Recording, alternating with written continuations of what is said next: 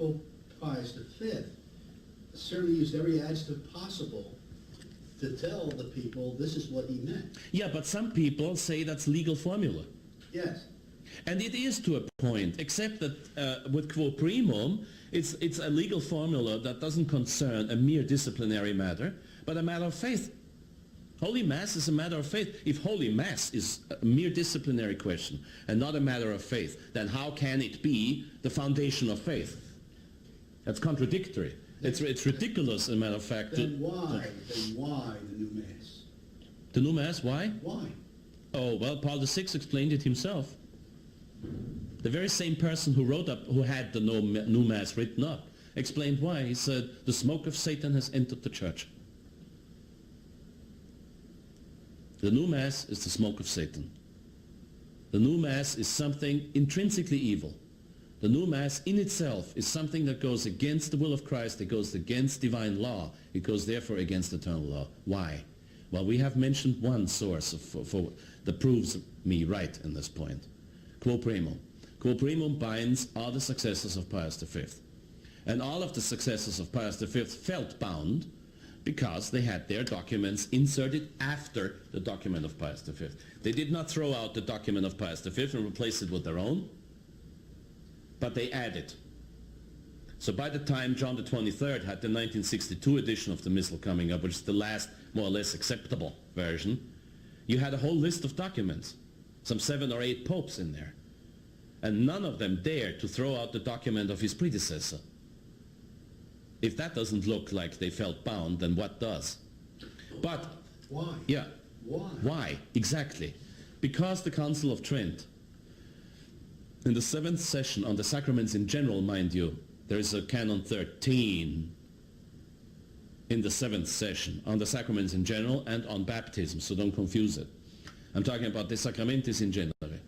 7th session of the Council of Trent on the sacraments in general, Canon 13 says, now watch the one Latin word that is commonly translated wrong.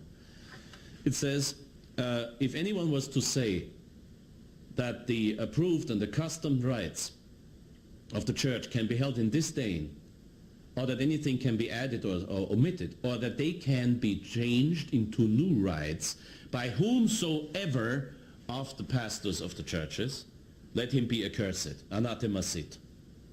Whomsoever, mind you, in Latin it says, per quemcumque ecclesiarum pastorem. Per quemcumque. Quemcumque means whomsoever. Doesn't mean every. I do not need the Council, with all respect to the Church Fathers and the Fathers of the Council of Trent, I do not need the Council of Trent to tell me that I cannot change the Mass round according to my own likings and my own preferences. I do not need the Council of Trent to tell anybody that the average priest out there cannot change the Mass. But most of the times, unfortunately, even with the best publishing companies, you will find a translation running something like, who says that these rites can be changed into new ones by every pastor.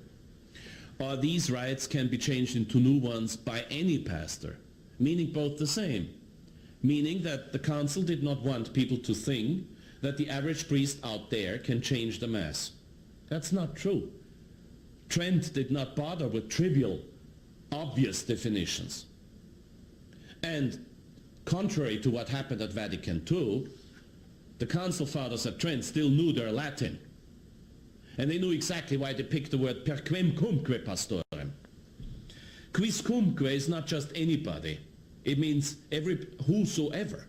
Quiscumque means whosoever. So per quemcumque pastorem means by whomsoever of the pastors. Now whomsoever includes the Pope, I'm sorry. He's the Bishop of Rome, he's the Archbishop of Latium, he's the Primate of Italy, he's the Patriarch of the West.